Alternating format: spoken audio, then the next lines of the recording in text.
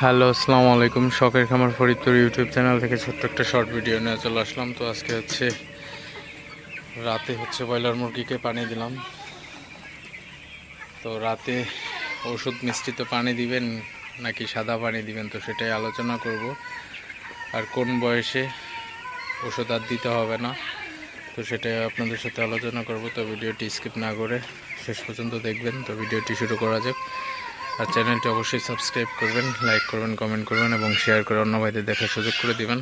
তো আজকে আমার ব্রয়লার বাচ্চার বয়স 15 দিন। তো আজকেই কিন্তু আমার ব্রয়লার বাচ্চাকে ওষুধ দেওয়া শেষ, অর্থাৎ প্রথম 5 দিন জিঙ্ক দিছিলাম, অর্থাৎ বুডিং শেষে 5 দিন জিঙ্ক দিছি। তো তারপরে 5 দিন ক্যালপ্লেক্স দিলাম, ক্যালসিয়াম। তো ওষুধ দেওয়া আপাতত শেষ। তো এখন